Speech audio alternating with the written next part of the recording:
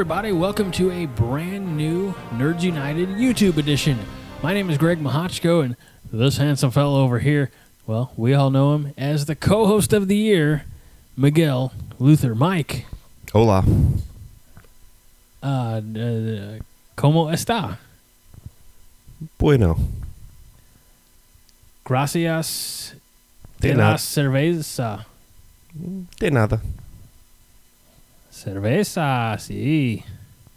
All right, that's enough of that because I've exhausted all that I know of another language. Pretty much it. I could probably. No, I can't. Never mind.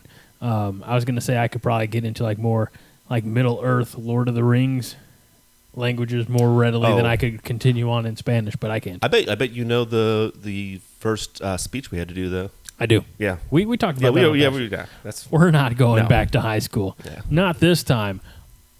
On Nerds United. Sure. You know what I did today, Mike? Something that I haven't done in too long, and I was so happy to do it. I was gonna say pooped, but I do that every day, sometimes twice a day. Yeah. So what did you do? I went shopping. Oh. I went to a retail establishment where I paid money, a fair amount of money. Not enough by my standards, but they wouldn't let me pay more.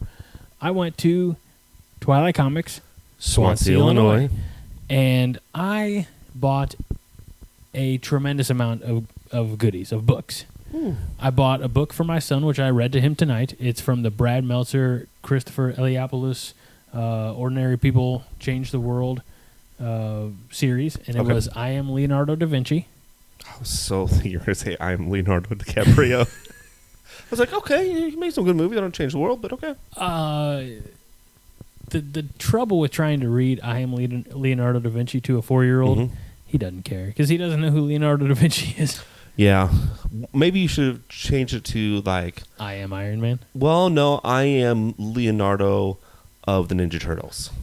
You know, that's not a. You know what? In fact, changed the world. I think in now this is a true story. As I was reading the book to my son and looking at the pictures, tremendous art. I've talked about these books for years, and I really enjoy them, and I'm glad I keep getting all of them. Like I don't know how many books are going to be in the series, but we'll probably have all of them or close to all of them. But the art is fun, and they're all little Easter eggs. But I think at one point in the book, you know, like there are modern people in a museum looking at some of, you know, Da Vinci's works, and you see one of them wearing a Ninja Turtle shirt. I mean, so it's pretty cool. It's pretty cool. So I got that for my boy. I also got him a little rubber ducky because they're so fun. They make bath time so much fun. Yes. Yeah. I got a couple of graphic novel trade paperbacks I'd like to share with you and the listeners or viewers. You. Even if you're listening too. Yeah, I mean, if you got it on the background, whatever, thanks. So we talked last week about Stargirl. Yeah. And I mentioned that, you know, a couple of things that I would have hoped to see are coming true, like Percy Jackson being a series, and looks like they might be doing something with the Justice Society of America in the movie format for DC. And I said, or maybe HBO Max, I don't know. But I said that would be a series of a group of characters I'd really like to see explored in the visual, you know, in that medium, in you know, the movie or TV. So I went and picked up, I don't know how well this is going to play on screen, but the Justice Society of America, Book 1 by Jeff Johns. So I'm excited to read that. We talked about Sandman last week, but, you know, I've also been a big fan of Dr. Fate, so I'm excited to, you know, of course now the popularity of Stargirl, which, by the way, is on the DC app, but also on CW. Check your local listings. I'm not a shill for them. I still buy the books. They don't give them to me. And I picked up Earth X by Alex Ross. You can see that's the famous Alex Ross art, but it's also a story by Alex Ross. Ooh. He did not do all of the art throughout. Okay. So picked up that as well.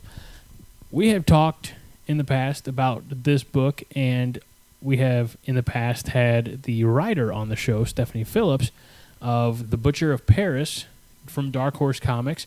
I picked up issue number 5 of 5, and so I'm excited to finish that. and then hopefully have Stephanie back on the show. Yes. To follow up and see how she's surviving the pandemic, and obviously, hopefully, she is surviving the pandemic. I hope so. And somewhere in the vicinity of the video right now, I'll have some type of linkage up for her social media so that you can see and appreciate her.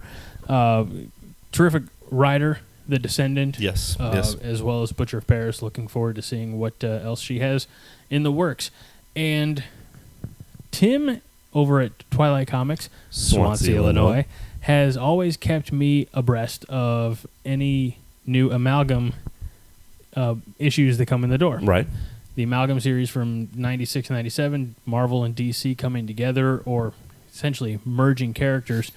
And so actually, as you were walking in the door here tonight, I'm checking off the list of all the ones I have. I have, I think, over half of the collection. Yeah. I'm not quite all the way there yet. Brian was joking with me today. He says, shouldn't you have about all the issues? I said, not yet, Brian, but we're going to keep going. Picked up 3 more today. The first is Assassins. Turn that around and show you. Ooh, 1990s art. And one that I've been having my eye on for a long time. I think there are a few characters that are, I guess, remembered 20-something years later. Darkclaw is one of them, the hybrid of Wolverine, Batman. Yeah. I've always been, a fan of Doctor Strange Fate. Shouldn't have to tell you what characters that combines. And then I have had my eyes on this one. Whoa. You can tell I don't have them bagged and boarded yet. Speed Demon. I'm excited to read that one.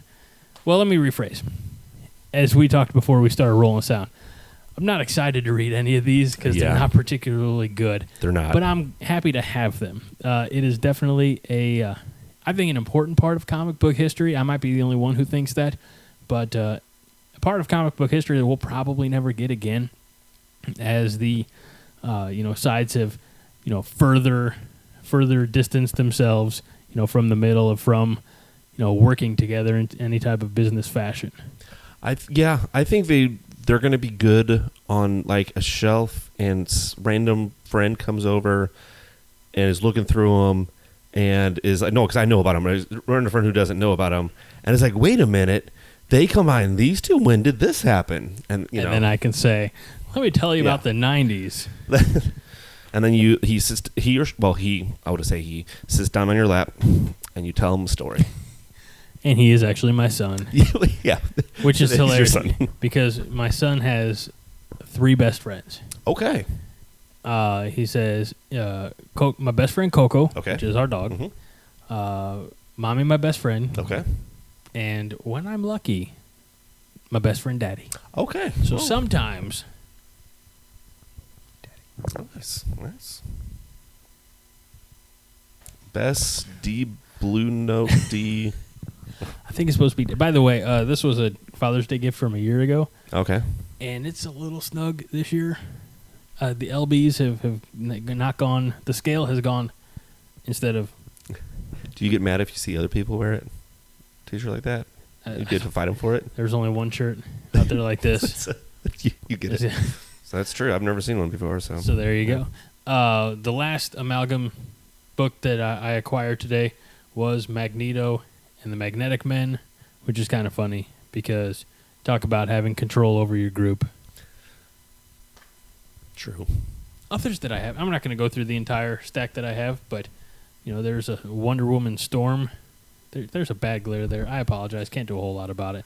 Anyway, fun stuff. That Amalgam universe. I'm grateful that the good people at Twilight Comics, Swansea, Illinois, keep me in mind. And that's the thing we've talked about in the past is, when like the Blockbusters of the world went away, I used to go into a family video out in Salem, Illinois, and they knew me. Yeah. Partially because I was in there a couple times a month, if not more than a couple times. So be like, hey, Greg. I say, oh, what's new, or what do you know? Mm-hmm. You have kind of curators, and when the Blockbusters of the world went away, you lost a chunk of people who you see on occasion for entertainment purposes. Yeah, not like that. Not anybody paid by the hour, but you see, You see, people who get to know you, your likes and your dislikes, and so I think it's great. Of course, I've had a relationship with the Twilight Comics Swansea, Illinois people even before they were in Swansea when they were in Shiloh. But I've had a relationship, with Brian and Tim for over a decade now, so they know, my likes and dislikes, and I get messages from Tim saying, "Hey, Tim was one who gave me the heads up about that Leonardo da Vinci book." Nice, because he knows that I've been, stockpiling them for my son. So it's a nice establishment. This is not a commercial for Twilight Comics, Swansea, Illinois. I say that, and then I show you this last little nugget. And this last little nugget is a Twilight Comics gift card. Is that being shown visibly, Mike? Yeah. I can't. My fat hand is in the way. No, it is. So I bought 5 of these at $10 a piece. Mm-hmm. And I don't know if it's the pizza delivery guy or random people. I'm just going to write on the envelope that says $10, go in and use it, or give it to someone who you think might. Yeah. And the pandemic has hurt small businesses really hard. And look, $50 is $50. It's not. I'm not saying that for a pat on the back. I'm not looking for that. But you can do little things like this: gift cards to places that you like, give them to people, or keep them for yourselves. That way, when they do open, if you're, in a place that maybe is not quite to the retail shop opening, level yet, do little things like that to help them keep generating some revenue. And then you can go back and use them later. Absolutely. So.